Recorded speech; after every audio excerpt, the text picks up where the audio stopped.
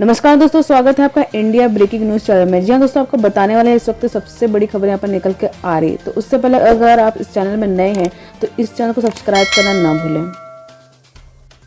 तो बढ़ते हैं आज की पहली बड़ी खबर की तरफ। को बता दें कि कोयला खदानों में कमर्शियल माइनिंग शुरू होगी। डिफेंस में FDI 39 से बढ़ाकर 75% होगा। स्पेस सेक्टर में निजी कंपनियां काम करेगी। तो आपको बता दें कि वित्त मंत्री निर्मला सीतारमण ने शनिवार को लगातार चौथे दिन प्रेस कॉन्फ्रेंस की और 8 सेक्टरों में होने वाले सुधारों के बारे में बताया।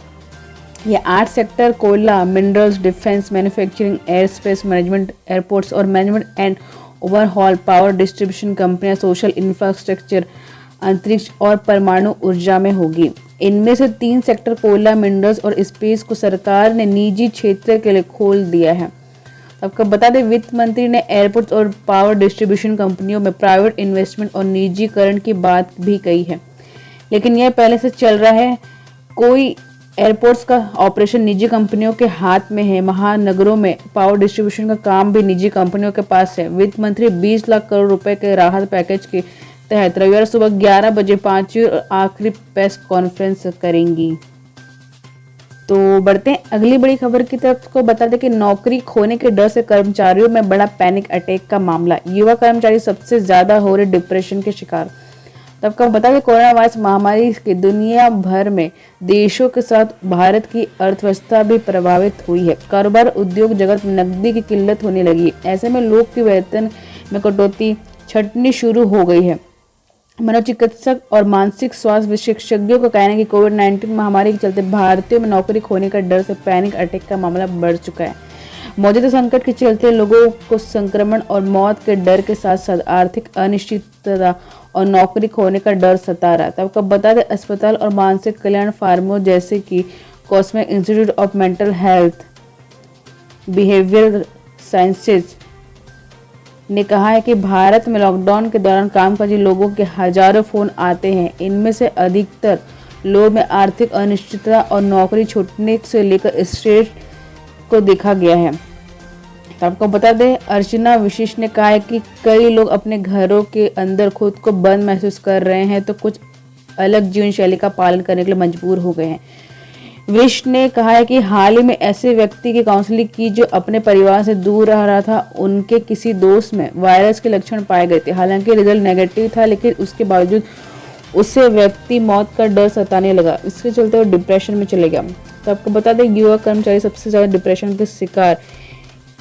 स्किन केयर फाउंडर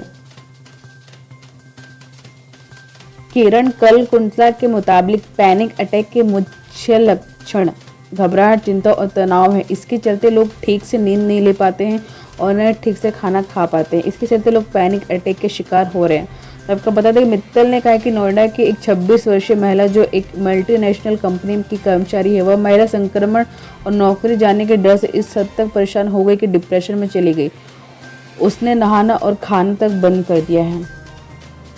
तो बढ़ते हैं अगली बड़ी खबर की तरफ। उसको बता दें, केंद्र शासित राज्यों में बिजली कंपनियों का निजीकरण होगा। लगाए जाएंगे स्मार्ट प्रीपेड मीटर। तो आपको बता दें, महामारी के संकट से उबरने के लिए प्रधानमंत्री के बताएं 20 लाख करोड़ के पैकेज के लिए वित्त मंत्री निर्मला सीतारमण ने शनिवार को चौथे प्रेस कॉन्फ्रेंस की।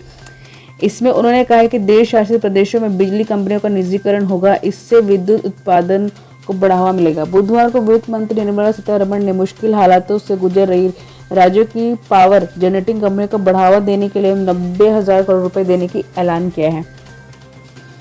तो आपको बता दें कि क्या क्या घोषणा हुआ था इसके तहत। आपको बता दें, केंद्र शासित प्रदेशों में बिजली वितरण का निजीकरण किया जाएगा। इससे बेहतर सेवा मिलेगी और पावर वितरण मॉडल के रूप में विकसित करेंगे। बाकी राज्यों भी इनसे प्रेरित होंगे। इससे बिजली क्षेत्र में स्थिरता आएगी। बिजली उत्पादन कंपनियों को समय पर भुगतान हो सकेगा। साथ ही सब्सिडी DBT के माध्यम से दी जाएगी। तो बढ़ते हैं अगली बड़ी खबर की तरफ। को बता दें कि राहुल गांधी दिल्ली में प्रवासी मजदूरों से मिले। मजदूर बोले, उन्होंने हमें मास्क और खाना दिया, आखिर किसने तो हमारी सुनी। तो आपको बता दें, कांग्रेसी नेता राहुल गांधी ने शनिवार को दिल्ली में सुखदेव विहार फ्लाईओवर के पास प्रवासी मजदूरों से मुलाकात की। अपने घर जा रहे देवेंद्र ने बताया कि राहुल ने करीब 30 मिनट तक मजदूरों का हाल जाना, मास्क, खाना और पानी दिया। उन्होंने कार्यकर्ताओं से बोलकर गाड़ियां मंगवाई और कहा कि इनसे आप सभी लोग को घर तक पहुंचाया जाएगा। तो आपको बता दें, कांग्रेस नेता अनिल चौधरी ने बताया कि पुलिस ने एक गाड़ी में सिर्फ 2 लोगों को भेजने की अनुमति दी है। वहीं दिल्ली पुलिस ने कहा कि मजदूरों को हिरासत में लेने की अफवाह उड़ाई गई थी। हमने नियमों के मुताबिक ही कांग्रेस कार्यकर्ताओं की ओर से बुलाई गाड़ियों में मजदूर को बिठाया और किसी को हिरासत में नहीं लिया। आपको बता, दिल्ली में राहुल गांधी की मजदूरों से मुलाकात पर केंद्रीय मंत्री आर.के. सिंह ने कहा, क्या उन्हें 50 दिनों के बाद ही प्रवासी मजदूरों की याद आई? केंद्र और राज्यों में हमारी सरकार उनके लिए भोजन ट्रेन की व्यवस्था कर रही है। वह उनसे सिर्फ फोटो खिंचवाने के लिए मिले थे। कुछ तो संवेदनशीलता होनी चाहिए। तो बढ़ते अगली बड़ी खबर की तरफ। तो बता दें, 10वीं के बचे पेपरों की परीक्षा नहीं होगी। 12वीं की और 8 से 16 जून के बीच होगी। निजी स्कूल से ट्यूशन फीस ले सकेंगे। तो आपको बता दो, मध्य प्रदेश में माध्यमिक शिक्षा मंडल के 10वीं के जो पेपर शेष बचे हैं, इस साल उनकी परीक्षा नहीं हुई। कक्षा 10वीं के जो पेपर हो गए हैं, उनके अंक के आधार पर रिजल्ट तैयार होगा। जो पेपर नहीं हुए हैं, उनके आगे अब पास लिखा जाएगा।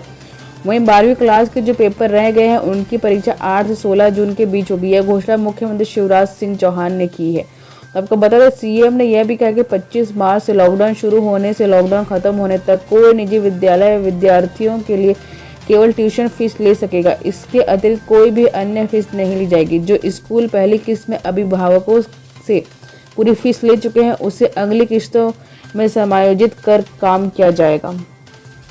बढ़ते हैं अगली बड़ी खबर की तरफ। को बता दें कि राष्ट्रपति ट्रंप ने कहा, महामारी के समय हम प्रधानमंत्री मोदी के साथ खड़े हैं। भारत को 200 वेंटिलेटर भेजेंगे। तो आपको बता दें, अमेरिकी राष्ट्रपति डोनाल्ड ट्रंप ने कोरोना के खिलाफ लड़ाई में भारत अमेरिका साझेदारी को महत्वपूर्ण बताया है। ट्रंप ने शुक्रवार को कहा था कि मुझे यह घोषणा करते हुए बहुत गर्व हो रहा है कि अमेरिका अपने दोस्त भारत को कुछ वेंटिलेटर डोनेट करेगा।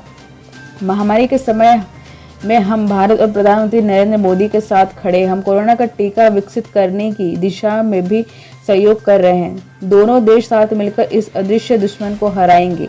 हालांकि बाद में अमेरिका प्रशासन ने भारत को 200 वेंटिलेटर देने की बात कही। आपको बता दें, मोदी ने ट्वीट कर ट्रंप को धन्यवाद दिया। साथ ही कहा कि हम महामारी से हम सब मिलकर लड़ रहे हैं। ऐसे समय में भी यह बेहद जरूरी है कि सभी देश एक साथ आएं और दुनिया को स्वस्थ और कोरोना मुक्त बनाने के लिए जितना संभव हो सके मदद करें। भारत और अमेरिका की दोस्ती बेहद मजबूत है। तो आपको बता दें, ट्रंप ने शुक्रवार को व्हाइट हाउस के रोज गार्डन में मीडिया से कहा कि मैं हाल ही में भारत से लौटा हूं। अमेरिका में बड़ी संख्या में भारतीय आबादी रहती है। आप जिन लोगों के बारे में बात कर रहे हैं, उनसे कई वैक्सीन पर भी काम कर रहे हैं। वे महान वैज्ञानिक और शोधकर्ता हैं। एक सवाल के जवाब में राष्ट्रपति ने कहा, प्रधानमंत्री मोदी मेरे बहुत अच्छे दोस्त हैं।